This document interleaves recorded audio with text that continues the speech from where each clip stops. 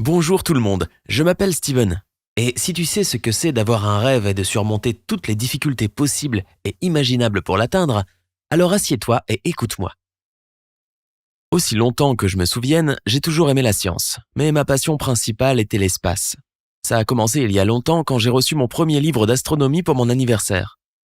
Et ça s'est poursuivi tout au long de ma vie, jusqu'au jour où j'ai vu affiché sur le panneau des annonces de l'école un mot qui disait « Avis aux lycéens ». Cours supplémentaire d'ingénierie aérospatiale. Passe le test et atteins tes rêves. Pour ainsi dire, toute ma vie j'ai su ce que je voulais être, un ingénieur en aérospatiale. Et avoir une place dans cette classe était la clé pour atteindre mon rêve.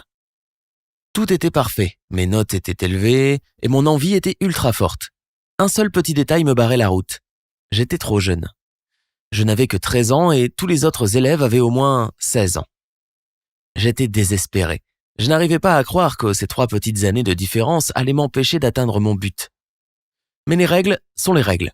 Personne ne voulait me laisser passer le test et le simple fait d'y penser me rendait dingue. Mais que pouvais-je faire? Je me suis dit, mon frère a tellement de chance d'avoir 16 ans, il peut passer l'examen. Ah! Pourquoi je ne peux pas échanger ma place avec Sam? J'ai tout de suite eu une idée. Puisque de toute façon, je n'avais rien à perdre. Le jour de l'épreuve, je suis allé en classe. J'ai passé l'examen et j'ai signé ma feuille en tant que Sam Clark. Ma couverture n'a pas été démasquée et tu sais quoi? Sam Clark a obtenu le meilleur score. Peux-tu imaginer la surprise de mon frère quand nous avons reçu un appel de l'école disant qu'il avait obtenu une place dans la classe espace? Ma mère a été choquée par toute cette histoire. Mon père semblait être de mon côté, mais pas mon frère Sam. Il était furieux. Bien sûr qu'il l'était. J'ai réalisé que je l'avais piégé, mais j'étais prêt à en payer les conséquences. Sam a insisté pour que j'avoue. Et je l'ai fait, ce qui a fait un grand scandale. Mes parents ont dû aller dans le bureau du directeur, mais la fortune sourit aux braves et aux imbéciles. Contre toute attente, il a été décidé qu'on me donnerait une chance et qu'on me laisserait suivre les cours de génie aérospatial. Je suis arrivé à la date prévue absolument débordant de joie. J'étais sûr que le pire était passé. Mais j'avais complètement tort. Je me suis retrouvé parmi des étudiants très brillants, à la fois plus âgés et plus expérimentés que moi. Et ils savaient tous que j'avais obtenu ma place dans cette classe grâce à une fraude. Le travail était très difficile, beaucoup plus difficile que ce à quoi je m'attendais, et le professeur a fait semblant de ne même pas reconnaître mon existence. On aurait dit que tout le monde était bien décidé à m'ignorer. J'étais tellement gêné que je n'arrivais pas à me concentrer sur le cours. Et quand on a dû mettre en pratique ce qu'on avait appris, j'ai échoué de façon spectaculaire. Je suis devenu la risée de tout le monde le jour qui était censé être le plus important de ma vie. Je ne voulais même pas rentrer chez moi après les cours et voir la tête de mes parents. J'ai trouvé un endroit tranquille sur un banc dans la cour d'école où je pouvais être seul et me noyer dans mon propre chagrin. Soudain, j'ai entendu un rire léger derrière mon dos. Nous y voilà, je me suis dit. Steven va être ridiculisé dans 3, 2, 1. Et la grosse tête, mauvaise journée, hein? C'était Angela, une fille de ma nouvelle classe. En fait, elle souriait et était très gentille.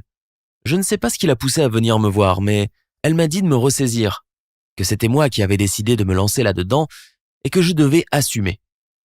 Angela m'a proposé de m'aider dans mes études pendant les 2 premières semaines et c'est ainsi que nous sommes devenus de très bons amis. Nous avons passé toutes nos pauses à la bibliothèque et il s'est avéré que c'était vraiment mieux d'étudier avec une amie plutôt que seule. Maintenant, tout allait comme sur des roulettes. J'avais de moins en moins de regards méchants de la part de mes camarades de classe et j'avais réussi à avoir une excellente note sur le projet.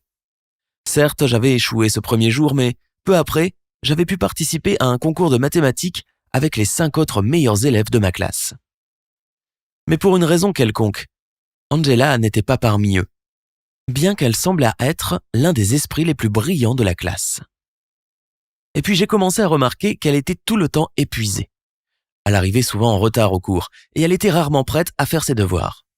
Quand j'ai essayé de lui demander ce qui se passait, elle a changé de sujet en faisant une blague. Mais un samedi, j'étais au centre commercial avec ma famille. Nous étions à la caisse quand j'ai vu Angela emballer des pâtes, du lait et de la salade pour nous.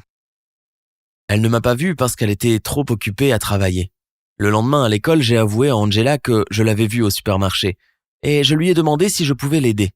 mais elle se tenait debout devant moi avec un visage impavide et m'avait dit froidement « Pourquoi tu n'as pas dit bonjour alors ?» J'ai juste manqué de mots et je n'ai pas pu m'empêcher de la regarder avec une tête de surprise. Alors elle se retournait et m'a laissé tout seul dans la cour de l'école. Oh mec, je ne pouvais pas perdre ma meilleure amie, ce n'était pas possible. Mais Angela ne voulait plus me parler. Quand j'ai su que j'avais obtenu la première place au concours de mathématiques, je n'étais même pas heureux, même si j'étais objectivement couvert de gloire et gagnais un tout nouvel ordinateur portable comme prix. Je ne savais pas comment me réconcilier avec Angela. Alors j'ai rassemblé tout mon courage et je suis allé voir sa petite sœur à la cafétéria de l'école. Elle m'a dit que leur père avait perdu son emploi et que leur vieil ordinateur était tombé en panne. « Comment allons-nous faire pour l'école ?» se demandait-elle. Maintenant, tout prenait un sens. Le soir même, je suis allé chez Angela. J'ai laissé une grande boîte sur le pas de la porte, j'ai frappé et je me suis caché derrière un arbre. J'ai vu Angela ouvrir la porte, sortir le nouvel ordinateur portable, lire mon mot et pleurer. Mon cœur sautait de joie en marchant vers la salle de classe le lendemain matin et j'ai entendu à nouveau ce rire charmant derrière mon dos. « Hé la grosse tête, comment ça va ?» Oh, eh bien, qu'est-ce que je pouvais dire ? Ouais, j'admets que ce n'était pas honnête de mentir sur mon âge pour avoir une place dans ce cours. Mais je me suis prouvé à moi-même et à tout le monde que je méritais d'étudier avec mes camarades de classe plus âgés.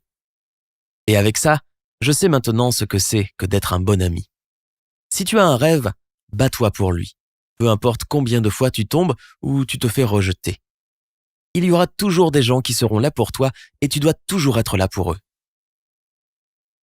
Quelles règles as-tu enfreintes pour réaliser tes rêves ? Je serais heureux de lire tes histoires dans les commentaires. Si mon histoire t'a inspiré, n'oublie pas de la partager avec tes amis. Cela pourrait leur être utile aussi.